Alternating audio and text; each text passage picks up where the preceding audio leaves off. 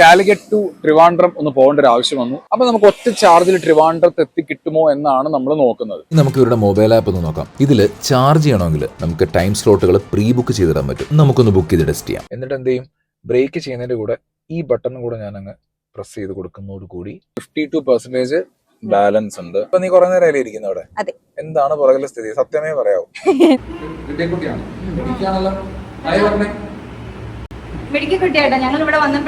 അപ്പൊ എന്താ സംഭവിച്ചു വെച്ചാൽ ഇന്നലെ നമ്മൾക്ക് ട്രിവാൻഡ്രം വരെ എന്നാണ് നമ്മൾ പറഞ്ഞത്. പക്ഷെ ട്രിവാൻഡ്രം വരെ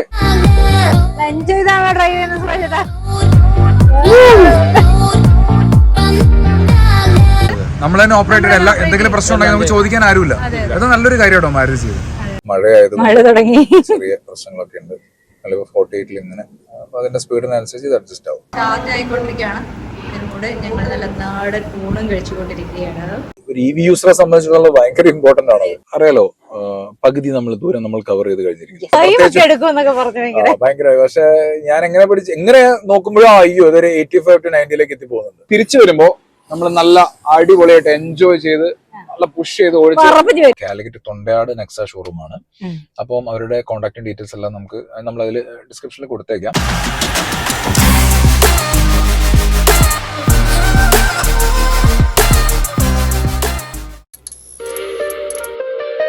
ഹലോ, എല്ലാവർക്കും നമസ്കാരം. ഹലോ. അങ്ങനെ ഞങ്ങൾ വീണ്ടും ഒരു കാർ റിവ്യൂ എപ്പിസോഡുമായിട്ട് വന്നിരിക്കുകയാണ്. കാർ റിവ്യൂ എപ്പിസോഡ് ഒന്നും പറയാൻ പറ്റില്ല, നമ്മളൊന്ന് എക്സ്പീരിയൻസ് ചെയ്യണം സാധാരണ പറയുന്ന പോലെ.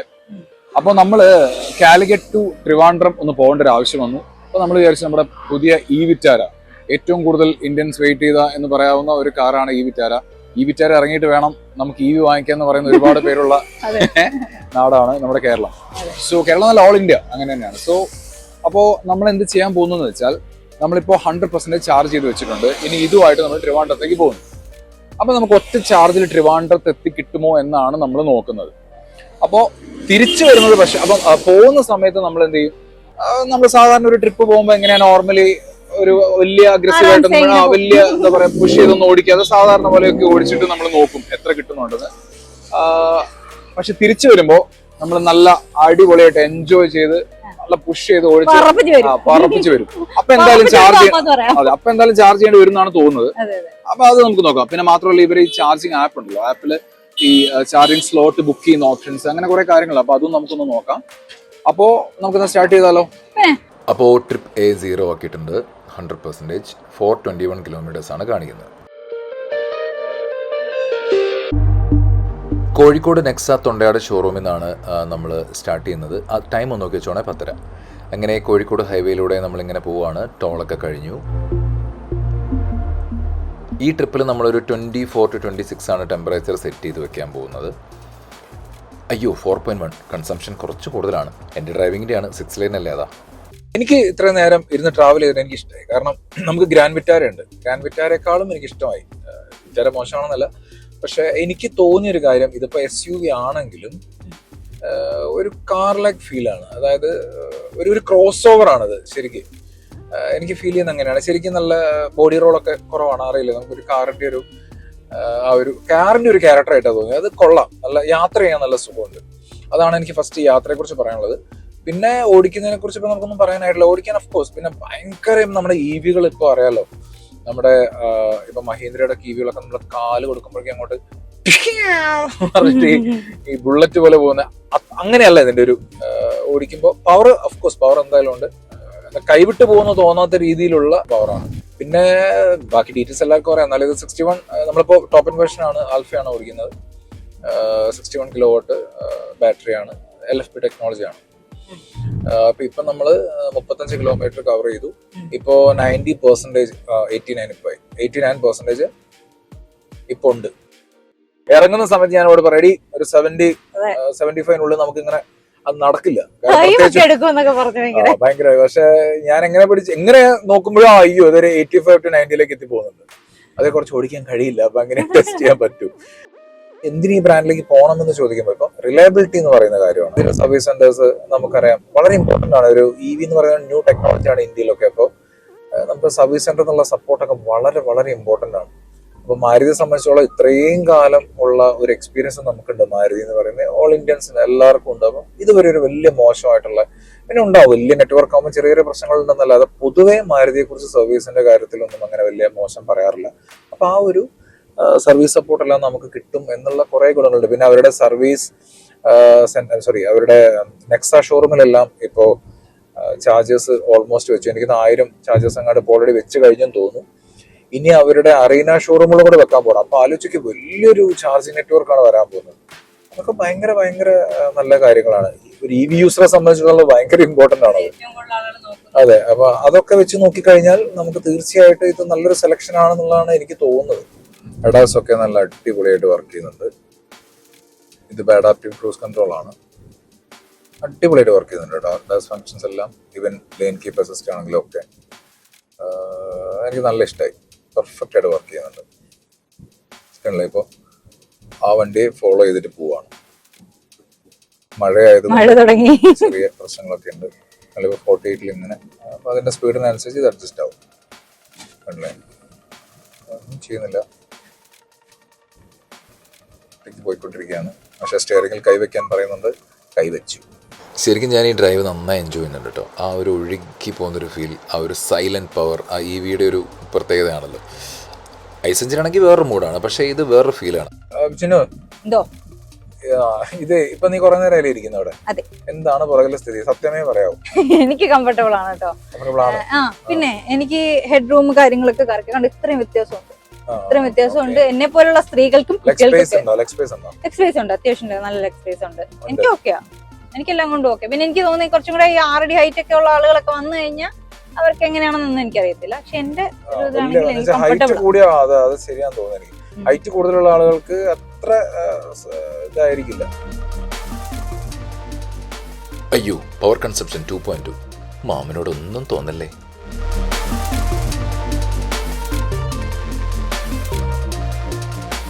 അങ്ങനെ നമ്മള് കൊച്ചി എത്തി. അപ്പോ കണ്ടല്ലോ, 52% ബാലൻസ് ഉണ്ട്. നമ്മൾ കൊച്ചി എത്തി. അപ്പം അറിയാലോ, പകുതി നമ്മൾ ദൂരം നമ്മൾ കവർ ചെയ്ത് കഴിഞ്ഞിരിക്കും. അപ്പോ അല്ലേ, കൊള്ളാം, കുഴപ്പമൊന്നുമില്ല. ഞാൻ ഇപ്പൊ സമയം എത്ര? ഓക്കെ, 3:20 നമ്മൾ 10:30 കഴിഞ്ഞു അല്ലേ, ഇവിടെ നിന്ന് സ്റ്റാർട്ട് ചെയ്തപ്പോ 10:30 കഴിഞ്ഞു. പിന്നെ ഞങ്ങൾ ഫുഡ് കഴിക്കാനായിട്ട് ഒരു ഏകദേശം ഒരു 20 അല്ലേ, 20-30 മിനിറ്റ്സ് എടുത്തു. അപ്പൊ അങ്ങനെ നോക്കുമ്പോ എത്ര ടൈമായി? അപ്പൊ ഒരു 4 മണിക്കൂർ അല്ലേ. ഒരു 4 മണിക്കൂർ കൊണ്ട് എറണാകുളം കാലിക്കറ്റിൽ എത്തണമെങ്കിൽ അത്യാവശ്യം ആവശ്യത്തിന് സ്പീഡിൽ ഓടിക്കാതെ എത്തില്ലെന്ന് ആലോചിച്ച് അറിയാലോ. പിന്നെ ഇത് കണ്ടു കാണുമല്ലോ, ആവറേജ് പവർ കൺസംഷൻ കണ്ടു കാണും. അപ്പം പക്ഷെ അതാ ഞാൻ പറഞ്ഞത്, അപ്പൊ അത്യാവശ്യം കുഴപ്പമില്ലാതെ ഓടിച്ചിട്ടും റേഞ്ച് കിട്ടി എന്നുള്ളതാണ്. ഇനി അവിടെ നിന്ന് അങ്ങോട്ടൊന്നും അറിയില്ല. അപ്പൊ നമുക്കൊരു ചാവക്കാട് വരെ നല്ല റോഡായിരുന്നു. അത് കഴിഞ്ഞ് പിന്നെ എനിക്കൊന്നൊരു 50-60 കിലോമീറ്റർ അല്ലെ, 60 110 കിലോമീറ്റർ ആണ് നല്ല റോഡുള്ളത്. അത് കഴിഞ്ഞ് അങ്ങോട്ടുള്ള ഏകദേശം ഒരു 90 കിലോമീറ്റർ കുറച്ച് മോശം റോഡ്, കുറച്ച് നല്ല റോഡ്, അറിയാം, എല്ലാവർക്കും അറിയാലോ ഇപ്പോഴത്തെ ഹൈവേയുടെ സ്ഥിതി. അപ്പോൾ അങ്ങനെയാണ് നമ്മൾ ട്രാവൽ ചെയ്തത്. എന്നിട്ട് നമ്മൾ 4 മണിക്കൂർ കൊണ്ട് ഇവിടെ എത്തി, 4-4.5 മണിക്കൂർ കൊണ്ട് എത്തി.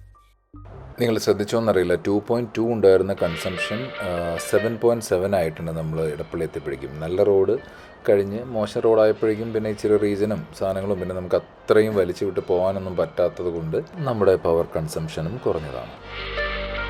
അങ്ങനെ കുറേ കൂടെ ദൂരം നമ്മൾ കവർ ചെയ്തു. ഇപ്പോൾ 31% ആണുള്ളത്. 127 കിലോമീറ്ററാണ് കാണിക്കുന്നത്. 26%, 281 കിലോമീറ്റർ ഓടി. ഇത് നീണ്ടകരയാണ്, 17%. 10%. ഇനി നമുക്ക് തിരുവനന്തപുരത്ത് എത്തുന്നത് കുറച്ച് ബുദ്ധിമുട്ടാണ്. കാരണം ഇപ്പം ഞാൻ സ്പീഡ് കുറച്ചു, ഒരു 50-55 സ്പീഡിലൊക്കെയാണ് പോകുന്നത്. പക്ഷേ വണ്ടി ഒരു രീതിയിലും ബുദ്ധിമുട്ടിക്കുന്നില്ല. AC കട്ടാവോ അല്ലെങ്കിൽ ആക്സിലറേഷൻ കുറയോ ഒന്നും ചെയ്യുന്നില്ല. സ്പീഡിലൊക്കെ പോകാൻ പറ്റുന്നുണ്ട്. ഹലോ, വീണ്ടും ഗുഡ് മോർണിംഗ്. Good morning. നമ്മള് ഇപ്പോ കൊല്ലം പാരിപ്പള്ളി കഴിഞ്ഞിട്ടുള്ള ഒരു ഹോട്ടലിലാണുള്ളത്. നമ്മൾ ഇന്നലെ അതെ, അപ്പൊ ഇവിടെ ചാർജ് ചെയ്തു. വണ്ടി അവിടെ കിടക്കുന്നത് കണ്ടോ. അപ്പൊ എന്താ സംഭവിച്ചു വെച്ചാൽ, ഇന്നലെ നമ്മൾക്ക് ട്രിവാൻഡ്രം വരെ എന്നാണ് നമ്മൾ പറഞ്ഞത്. പക്ഷെ ട്രിവാൻഡ്രം വരെ എത്തിയില്ല ഇൻ ദ സെൻസ് എന്താ പറയാ, 357.8 കിലോമീറ്റർ നമ്മൾ ഓടിയപ്പോ 7% ആണ് പിന്നെ ബാലൻസ് ഉണ്ടായിരുന്നത്. അപ്പൊ 7% കൊണ്ട് പിന്നെ നമ്മൾ തിരുവനന്തപുരത്തേക്ക് ഇരിക്കുന്ന ഇവിടുന്ന് ഒരു 10-45 കിലോമീറ്റർ കൂടെ ഉണ്ട്. അത്രയും അതിൽ കാണിക്കുന്ന എനിക്കൊന്ന് 50 കിലോമീറ്ററിനകത്തായിട്ടൊക്കെയാണ്. വേണമെങ്കിൽ എത്താം ഒരു 0%. പക്ഷെ അതിൽ കാര്യമില്ലല്ലോ. അപ്പോ ഇവിടെ ഒരു ചാർജിങ് പോയിന്റ് ഉണ്ടായിരുന്നു. അപ്പൊ അവിടെ നമ്മൾ ചാർജ് ചെയ്തു. ചാർജ് ചെയ്തിട്ട് ഇപ്പോൾ അതിനകത്ത് 40 കറക്റ്റ് കാണിക്കാം 49% ചാർജ് ചെയ്തു.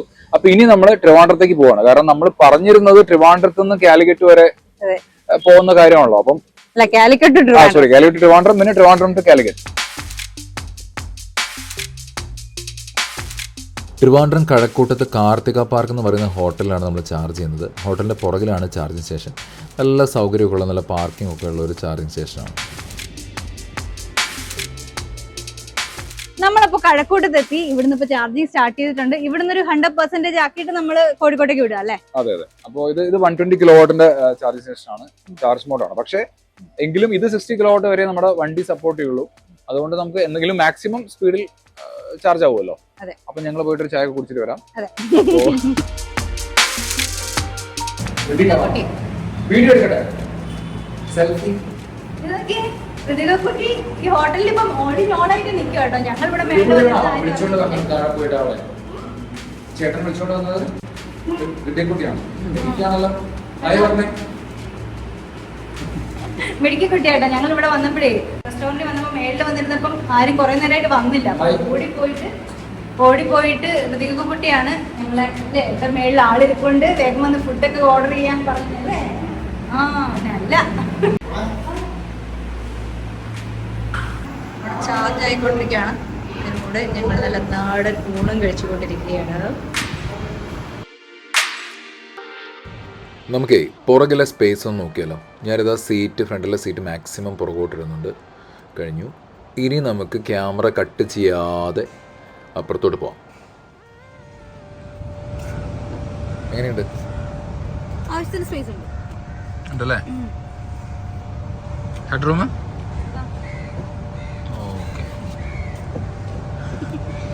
എങ്ങനെയുണ്ട് സുഭാഷ് ചേട്ടാ ഇരിക്കുമ്പോ? നല്ല ആവശ്യത്തിന് സ്പേസ് ഉണ്ടല്ലോ. ഇത്രയും സ്പേസ് ഉണ്ട്. പിന്നെ ഇവിടെ ഫ്ലോറ് ഫ്ലാറ്റ് ആണ് ഇവിടുത്തെ. 5 മിനിറ്റൂടെ വണ്ടി ഇനി ഫുൾ ചാർജ് ആവാനുള്ളൂ. വേറൊരു കാര്യം പറയാം. സാധാരണ വണ്ടി ചാർജ് ചെയ്യുന്ന സമയത്ത് വണ്ടിയുടെ അകത്ത് AC ഇട്ടിരിക്കാൻ പാടില്ലെന്ന് പറയാം. അതൊരു കണക്കിന് ശരിയാണ്. പക്ഷേ സുസുക്കി ഇതിനകത്ത് റൂം മോഡ് എന്ന് പറഞ്ഞൊരു മോഡ് തന്നിട്ടുണ്ട്. അത് എനേബിൾ ചെയ്യുകയാണെങ്കിൽ നമുക്ക് വണ്ടി ചാർജ് ചെയ്യുമ്പോഴും വണ്ടിക്കകത്ത് AC ഇട്ടിരിക്കാം. സുസുക്കി അത് അലൗ ചെയ്യുന്നുണ്ട്. അപ്പോ നമ്മൾ 100% ഇനി നേരെ കാലിക്കറ്റിലേക്ക് പോകാൻ പോവുകയാണ്.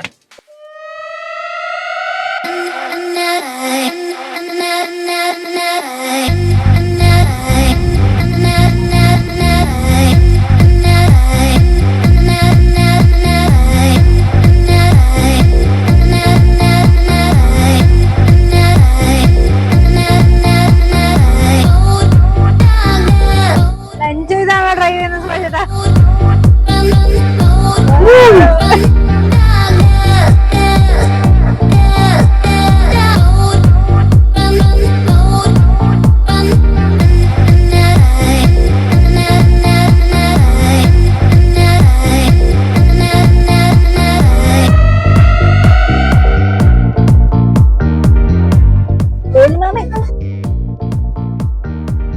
ബാറ്ററി 64% ആയി. 85 കിലോമീറ്റർ ഓടി. അപ്പോൾ 36% 85 കിലോമീറ്റർ ഓടാൻ. കുഴപ്പമില്ല. എൻ്റെ ഈ ഡ്രൈവിംഗ് സ്റ്റൈൽ വെച്ച് ഇത് ബെറ്റർ ആണെന്ന് എനിക്ക് തോന്നുന്നു കേട്ടോ. എന്തായാലും നമുക്ക് നോക്കാം.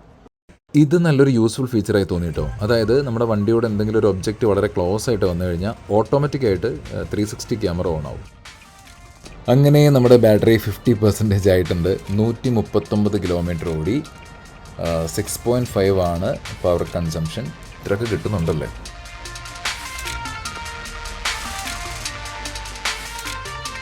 ഇനി നമുക്ക് ഇവരുടെ മൊബൈൽ ആപ്പ് ഒന്ന് നോക്കാം. E4Me എന്നാണ് ആപ്പിൻ്റെ പേര്. ഇതിൽ ചാർജ് ചെയ്യണമെങ്കിൽ നമുക്ക് ടൈം സ്ലോട്ടുകൾ പ്രീ ബുക്ക് ചെയ്തിടാൻ പറ്റും. നമുക്കൊന്ന് ബുക്ക് ചെയ്ത് ടെസ്റ്റ് ചെയ്യാം. സാധാരണ എല്ലാ ആപ്പ് പോലെ തന്നെ നമുക്ക് വേണ്ട ചാർജിങ് സ്റ്റേഷൻ സെലക്ട് ചെയ്യുന്നു. അതിനുശേഷം ഗണ്ണ് സെലക്ട് ചെയ്യുന്നു. പിന്നെ ടൈം സ്ലോട്ട് കാണിക്കും. ആ ടൈം സ്ലോട്ടിൽ നമുക്ക് വേണ്ട ടൈം നമ്മൾ സെലക്ട് ചെയ്ത് 30 രൂപ ഫീ ഉണ്ട്. ഓരോ പെർ ബുക്കിംഗ് 30 റുപ്പീസ് നമ്മൾ കൊടുക്കണം. ഇല്ലെങ്കിൽ എല്ലാവരും വെറുതെ ചെറപറാന്ന് ബുക്ക് ചെയ്തിടുമല്ലോ. കാരണം ബുക്ക് ചെയ്ത് കഴിഞ്ഞാൽ പിന്നെ ആ ഒരു 20 മിനിറ്റ്സ് ആണ് ബുക്ക് ചെയ്യാൻ കഴിയുക. ആ 20 മിനിറ്റ്സ് നമുക്ക് മാത്രമായിരിക്കും. വേറെ ആർക്കും ആ സമയത്ത് അവിടെ ചാർജ് ചെയ്യാൻ പറ്റില്ല. നമ്മൾ 20 മിനിറ്റ് ബുക്ക് ചെയ്തു, പക്ഷേ നമ്മൾ പറഞ്ഞ സമയത്തിൽ നിന്നും 15 മിനിറ്റ് കഴിഞ്ഞാണ് നമ്മൾ എത്തുന്നതെങ്കിൽ ബാക്കി 5 മിനിറ്റേ നമുക്ക് ചാർജ് ചെയ്യാൻ പറ്റുള്ളൂ. കൂടുതൽ സമയം ചാർജ് ചെയ്യണമെങ്കിൽ 20 മിനിറ്റ്സിൻ്റെ സ്ലോട്ടുകൾ ബാക്ക് ടു ബാക്ക് ആയിട്ട് ബുക്ക് ചെയ്യേണ്ടി വരും. പക്ഷേ എല്ലാ സ്ലോട്ടിനും നമ്മൾ 30 റുപ്പീസ് വെച്ച് കൊടുക്കണം. ഒന്ന് സ്ലോ ചെയ്തോ പോസ് ചെയ്തോ ഒക്കെ കാണാൻ പറ്റുമെങ്കിൽ ഒന്നുകൂടെ വ്യക്തമായിട്ട് ആപ്പ് യൂസ് ചെയ്യുന്നത് കാണാൻ പറ്റും. സമയമില്ലാത്തതുകൊണ്ടാണ് സ്പീഡിൽ പോയത് കേട്ടോ. ഇപ്പം നമ്മൾ എത്തിയിരിക്കുന്നത് മാരുതിയുടെ അറിയനയുടെ ഷോറൂമിലാണ് എറണാകുളത്ത്. ഇവിടെയാണ് നമ്മൾ ടൈം സ്ലോട്ട് ബുക്ക് ചെയ്തിരിക്കുന്നത് ചാർജ് ചെയ്യാൻ വേണ്ടി. 31% ആണ് ബാക്കിയുള്ളത്. ചാർജ് ചെയ്യാൻ വേണ്ടി ഇങ്ങനെ ഒരു കാർഡ് കൂടെ ഇവർ പ്രൊവൈഡ് ചെയ്യുന്നുണ്ട് കേട്ടോ. ഇത് നമ്മൾ യൂസ് ചെയ്യുന്നില്ല, കാണിച്ചതേ ഉള്ളൂ. അങ്ങനെ പ്ലഗ് കണക്ട് ചെയ്തിട്ട് ഇനീഷ്യേറ്റ് ചാർജിങ് കൊടുക്കുന്നു. പ്ലഗ്ഡ് ഇൻ ആണോ എന്ന് ചോദിക്കുന്നു, അതെ, പ്രൊസീഡ് കൊടുക്കുന്നു. ഇപ്പോൾ 31% വണ്ടിയിലുണ്ട്, അത് കാണിക്കുന്നുണ്ട്. ചാർജിങ് സ്റ്റാർട്ട് ചെയ്തു. സമയം 10:13 ആണ്. ഒന്ന് നോട്ട് ചെയ്ത് വെച്ചോളൂ. തൊട്ടടുത്ത് നല്ലൊരു ചായക്കട ഉണ്ടായിരുന്നു. അവിടെ നല്ല ചൂട് ചായയും കടികളൊക്കെ ആഹാ നന്നായിട്ട് അങ്ങോട്ട് കഴിച്ചു. അവിടെ ഇരുന്ന് വെട്ടി വിഴുങ്ങുന്നതാണ് നിങ്ങൾ കാണുന്നത്. ഞങ്ങൾ തിരിച്ചെത്തിയപ്പോൾ തന്നെ 75% ആയിട്ടുണ്ട്. ഇപ്പോൾ ടൈം 10:44, അതായത് 31 മിനിറ്റ് എടുത്തു. 31 മിനിറ്റ് കൊണ്ട് 44% ചാർജായി. ഇത് ഹരിപ്രസാദ് ചേട്ടനാണ്. നമ്മളിവിടെ വന്നപ്പോൾ നമ്മളെ ഹെൽപ്പ് ചെയ്യാനെല്ലാം ആയിട്ടല്ലേ. അപ്പോൾ എങ്ങനെയാ ചേട്ടാ ഇവിടെ വണ്ടികൾ വരുമ്പോൾ കംപ്ലീറ്റ് എല്ലാം ഓപ്പറേറ്റ് ചെയ്ത് കൊടുക്കാനെല്ലാം ചേട്ടനാണ്? അപ്പോൾ എല്ലാ മാരുതിയിലും ഇങ്ങനെ ഉണ്ടോ ആളുകളുണ്ടോ? എല്ലാ മാരുതിയിലും ഉണ്ട്. ഉണ്ടല്ലേ? എന്ന് വെച്ചാൽ ഈ ചാർജറുള്ളതല്ല, ചാർജറുള്ളതല്ല, പിന്നെ ഡ്രൈവിംഗ് കൂടെ അറിയാവുന്നവരാണ്. ആണല്ലേ? നല്ല സർവീസാണ്. അതാരും പിന്നെ വണ്ടി ഇപ്പോൾ 2-3 എണ്ണം വന്നു കഴിഞ്ഞാൽ ഒരു ചാർജ് ആയി എടുത്ത് മാറ്റിയിട്ട് അടുത്ത വണ്ടി കയറാം. വേറെ ഡ്രൈവേഴ്സിന് വേണ്ടിയിട്ട് വെയിറ്റ് ചെയ്യേണ്ട കാര്യമില്ല. വലിയ ഹെൽപ്പായില്ലേ അത്? അതെ, നമുക്കത് ഭയങ്കര ഹെൽപ്പായി. കാരണം ആദ്യമായിട്ടൊക്കെ വന്ന് ഇത് ചാർജ് ചെയ്യുന്നവർക്കൊക്കെ അതൊരു ഭയങ്കര ഹെൽപ്പായിരിക്കും. കാരണം നമ്മൾ സാധാരണ നമ്മളിവിടെ വരുന്ന കസ്റ്റമേഴ്സ് നമ്മൾ അങ്ങനെ അല്ല, അത് വലിയൊരു കാര്യമാണ്. സാറിന് അങ്ങനെ ഇല്ലല്ലോ. അതെ, നോർമൽ ചാർജ് നമ്മൾ പോകുന്ന സമയത്ത് നമ്മൾ തന്നെ ഓപ്പറേറ്റ് ചെയ്ത് എന്തെങ്കിലും പ്രശ്നം ഉണ്ടെങ്കിൽ നമുക്ക് ചോദിക്കാൻ ആരുമില്ല. അത് നല്ലൊരു കാര്യമാട്ടോ മാരുതി ചെയ്ത്. അപ്പോൾ താങ്ക് യു കേട്ടോ. Thank you. അങ്ങനെ 76 ആയല്ലേ? 76% ആയിട്ടുണ്ട്. നമ്മൾ അരമണിക്കൂർ ചായയൊക്കെ കുടിച്ച് വന്നപ്പോഴേക്കും ചായ കുടിച്ച് വന്നപ്പോഴേക്കും ശരിക്കും 20 മിനിറ്റ് എന്നുള്ളത് ആക്ച്വലി അരമണിക്കൂറായി പോയി. ഓക്കെ, അപ്പോ അതാണ് സംഭവിച്ചത്. അപ്പൊ എന്തായാലും ഇനി നമുക്ക് സുഖമായിട്ട് പോവാം.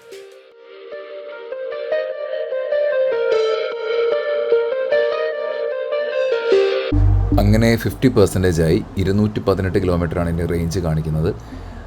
നമ്മളിപ്പോൾ 6 ലൈൻ റോഡിലേക്ക് ജസ്റ്റ് കയറി. ഇപ്പോൾ സമയം 1:45 അപ്പം പെട്ടെന്ന് വീട്ടിലെത്തണം. അപ്പം നമ്മളൊന്നും നോക്കുന്നില്ല, ട്രാഫിക് ഒന്നുമില്ല റോഡിൽ. നമ്മൾ മാക്സിമം പുഷ് ചെയ്തിട്ട് ഓടിക്കുകയാണ്.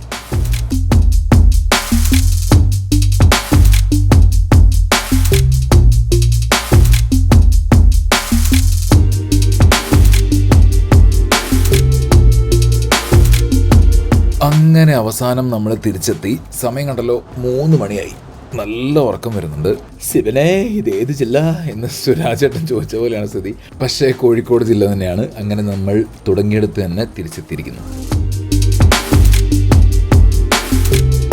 അങ്ങനെ 18% നമ്മൾ കാലിക്കറ്റ് എത്തി. നമ്മൾ ഇന്നലെ രാത്രി എത്തിയതുകൊണ്ട് തന്നെ നമ്മൾ ഇന്ന് രാവിലെ കൺക്ലൂഷൻ എടുക്കാന്ന് വിചാരിച്ചല്ലേ. അതെ അതെ. അപ്പോൾ നമ്മള് ഈ വിറ്റാര അല്ല കേട്ടോ നമ്മൾ ഓടിച്ചത്. ഈ വിറ്റാരയല്ലേ നമ്മൾ ഓടിച്ചത്? അല്ല, ഈ വിറ്റാരയാണ്. ഈ വിറ്റാരയല്ല നമ്മൾ ഓടിച്ചത്. കാരണം അത് വേറെ വണ്ടിയായിരുന്നു. ഇതിപ്പോൾ ഡിസ്പ്ലേ ഇരിക്കുന്ന വണ്ടിയാണ്. അപ്പോൾ നമുക്ക് ഡ്രൈവ് ചെയ്യാൻ വണ്ടി തന്നത് നമ്മുടെ കാലിക്കറ്റ് തൊണ്ടയാട് നെക്സ ഷോറൂമാണ്. അപ്പം അവരുടെ കോൺടാക്ട് ഡീറ്റെയിൽസ് എല്ലാം നമ്മളതിൽ ഡിസ്ക്രിപ്ഷനിൽ കൊടുത്തേക്കാം. നല്ല സർവീസും കാര്യങ്ങളുമാണ്. കാരണം നമുക്ക് നല്ലൊരു ബന്ധമുണ്ട് അവരുണ്ട്. മീൻസ് നമ്മളിവിടെയാണ് സർവീസൊക്കെ ചെയ്യുന്നത്. നമ്മുടെ ഗ്രാൻഡ് വിറ്റാര നമ്മളിവിടെയാണ് സർവീസ് ചെയ്യുന്നത്. അപ്പോൾ എനിക്ക് നല്ല കുറച്ച് അനുഭവങ്ങളൊക്കെ ഉണ്ട് അവിടുന്ന്. സാധാരണ ഞാൻ ശ്രദ്ധിക്കാത്ത, ഞാൻ വണ്ടി ഭയങ്കരമായിട്ട് ശ്രദ്ധിക്കും. ഭയങ്കരമായിട്ട് ഒരു മൈന്യൂട്ട് കാര്യങ്ങൾ ശ്രദ്ധിക്കും. അങ്ങനെ പക്ഷേ ഞാൻ കണ്ടവള് ചിരിച്ചെന്നെ കളിയായിരുന്നു. എന്നെ കാണുമ്പോഴേ സർവീസ് സെന്ററിലുള്ളവർക്ക് വീഡിയോന്ന് പറയുന്ന പോലെ വരുന്നുണ്ട്, എന്തോ സൗണ്ട് ആണെന്നും ചെറിയ എന്താ പറയാ ചെറിയ സൗണ്ട് ഉണ്ട്, നിങ്ങൾ എല്ലാം നിശബ്ദമായി കേൾക്കണം എന്നൊക്കെ പറഞ്ഞിട്ട് അങ്ങനെ കളിയാക്കും. ഹോണ്ടയിൽ ഇതുപോലെ എൻ്റെ ഒരു ഫ്രണ്ട് ഉണ്ട്. അപ്പം അവൻ എന്നോട് പറയാം, ഇവിടെ വരുന്ന എല്ലാവരും നിന്നെ ഇതുപോലെ പറഞ്ഞിട്ട് കളിയാക്കുവാണെന്നൊക്കെ പറഞ്ഞ ആ രീതിയിലാണ്. പക്ഷെ ഞാൻ കണ്ടുപിടിക്കാത്ത ചില കാര്യങ്ങൾ അവർ കണ്ടുപിടിച്ച് എന്നോട് പറഞ്ഞു. അതാ ഞാൻ പറഞ്ഞു, എനിക്ക് ഭയങ്കര സാർ ഇങ്ങനെ ഒരു പ്രശ്നം ഉണ്ടാവുന്നു. അപ്പോൾ അങ്ങനെ ഒരു അനുഭവം ഉണ്ട്. ഞാൻ പിന്നെ ഒരിക്കലും പറയാം. അപ്പോൾ അതുകൊണ്ടൊക്കെ നല്ല സർവീസാണ്. നെക്സയിൽ നല്ല സർവീസാണ്. അതുപോലെ സെയിൽസിലെല്ലാം നല്ല ഫ്രണ്ട്ലി ആയിട്ടുള്ള ഒരുപാട് ആളുകളൊക്കെ ഉണ്ട് നമുക്ക്. അപ്പോൾ അതുകൊണ്ട് നിങ്ങൾക്ക് വേണമെങ്കിൽ ഇവിടെ ചൂസ് ചെയ്യാം. നല്ലൊരു സർവീസാണ് നമ്മൾ റെക്കമെൻഡ് ചെയ്യാം. നമുക്ക് അറിയാവുന്ന ഒരു സ്ഥലം നമ്മൾ റെക്കമെൻഡ് ചെയ്യണമല്ലോ, അതുകൊണ്ട് പറഞ്ഞാണ്. അപ്പോൾ എനിവേ, അപ്പം നമ്മൾ ഇനി ഈ വിറ്റാരെ കുറിച്ച് നമുക്ക് പറയാം. അപ്പോൾ നിങ്ങൾ കണ്ടല്ലോ, 2 രീതിയിലാണ് നമ്മൾ ഡ്രൈവ് ചെയ്തത്. ഇപ്പോൾ ശരിക്കും നിങ്ങളിത് വീഡിയോ കാണുകയാണെങ്കിൽ നിങ്ങളുടെ ഒരു ഡ്രൈവിംഗ് സ്റ്റൈൽ വെച്ച് നിങ്ങൾക്ക് എത്ര കിലോമീറ്റർ കിട്ടുമെന്ന് നിങ്ങൾക്ക് മനസ്സിലാക്കാം എന്നാണ് എൻ്റെ ഒരു എന്താ പറയാ, എൻ്റെ ഒരു ഇത് എന്ന് പറയുന്നത്. മനസ്സിലായില്ലേ? അതാണ് ഇതിന്റെ ഒരു ഇത് എന്ന് പറയുന്ന പോലെ അതാണ്. അപ്പൊ അതെ, അപ്പൊ അങ്ങോട്ട് നമ്മൾ പോയത് നമ്മൾ പറഞ്ഞു, നമ്മൾ സാധാരണ ഡ്രൈവ് ചെയ്ത് പോകും പോലെ. കുറച്ചുകൂടെ ഒക്കെ ഒന്ന് എക്കണോമിക്കലായിട്ടൊക്കെ ഡ്രൈവ് ചെയ്യണമെന്ന് വിചാരിച്ചു. പക്ഷെ അത് നടന്നില്ല. 85-90 ആ രീതിയിലൊക്കെ വിചാരിച്ചു. പക്ഷെ അത് നമുക്ക് പ്രാക്ടിക്കലി നമുക്ക് നടക്കില്ല. അപ്പൊ എന്തായാലും അപ്പം കൺസംഷൻ ഒക്കെ കണ്ടാൽ നിങ്ങൾക്ക് മനസ്സിലാവും. 2.2 വരെയൊക്കെ പോയിട്ടുണ്ട്, 2.1 വരെയൊക്കെ പോയിട്ടുണ്ട്. അപ്പോൾ പക്ഷെ അതൊക്കെയാണ് നമ്മളെ നോർമൽ ഡ്രൈവിംഗ്. പിന്നെ റോഡിന്റെ കണ്ടീഷൻ ഒക്കെ അറിയാമല്ലോ. അപ്പൊ നോർമലി നമ്മൾ ഓടിക്കുമ്പോൾ അങ്ങനെയാണ്. അത് കഴിഞ്ഞ് പിന്നെ തിരിച്ചിങ്ങോട്ട് 200 കിലോമീറ്റർ നമ്മൾ ഓടിച്ചത്. തിരുവനന്തപുരം മുതൽ എന്താ പറയുക എറണാകുളം വരെ 200 കിലോമീറ്റർ ഓടിച്ചപ്പോൾ നമുക്ക് കിട്ടിയത്. നമുക്കത് കണ്ടാൽ നിങ്ങൾക്ക് മനസ്സിലാവും. ഞാനതങ്ങനെ പറയേണ്ട ആവശ്യമില്ല, കണ്ടവർക്കത് മനസ്സിലാവുമല്ലോ. അപ്പോൾ അത് എങ്ങനെയാണ് അത് ഭയങ്കര സ്പീഡ്. അത് ഞാൻ പ്രത്യേകിച്ച് പറയണം കേട്ടോ. അതായത് എൻജോയ് എന്ന് വെച്ചാൽ എങ്ങനെ ഞാൻ പറഞ്ഞത്. ഇപ്പം നമ്മൾ ഒരു വണ്ടിയുടെ ആക്സിലേറ്റർ കൊടുക്കും, നമുക്കൊരു ഫ്രീ സ്പേസ് കിട്ടും, നമ്മൾ ഓവർടേക്ക് ചെയ്യണം അല്ലെങ്കിൽ നമുക്ക് പോകണം. നമ്മൾ എന്താ ചെയ്യുക, നമ്മൾ ആക്സിലേറ്റർ കൊടുക്കും, ഇത് ചവിട്ടി അങ്ങ് എൻഡ് വരെ വെക്കുക ചെയ്യുക. എന്തോനും ഒരാവശ്യമില്ല, ആരും അങ്ങനെ വെക്കത്തില്ല, അങ്ങ് ചവിട്ടി അങ്ങ് വെക്കും. പിന്നെ അത് കവർ ചെയ്യുന്നവരെ എൻ്റെ കാലം അവിടെ തന്നെയാണ് ആക്സിലേറ്ററിന്റെ എൻഡിൽ. അങ്ങനെയാണ് ഞാൻ ഓടിച്ചത്. ഒരിക്കലും ഒരു വണ്ടി അങ്ങനെ ഓടിക്കാൻ പാടില്ല. അതിപ്പോൾ ഏത് പിന്നെ EV ആണെങ്കിലും ശരി, അല്ലെങ്കിൽ പിന്നെ ഐസെഞ്ചിലാണെങ്കിലും ശരി, അങ്ങനെ ഓടിക്കാൻ പാടില്ല. അങ്ങനെ ഓടിച്ചാൽ ഒട്ടും മൈലേജ് കിട്ടില്ല. പക്ഷെ എനിക്ക് എങ്ങനെയാണ് അത് വെച്ചാൽ നമ്മളങ്ങ് ഡ്രെയിൻ ചെയ്തെടുക്കാൻ വേണ്ടി ഓടിക്കുന്ന പോലെയാണ് ഞാൻ ഓടിച്ചത്. അപ്പൊ അങ്ങനെ ഓടിച്ചിട്ട് കിട്ടിയതാണ് അത്. ഓക്കെ.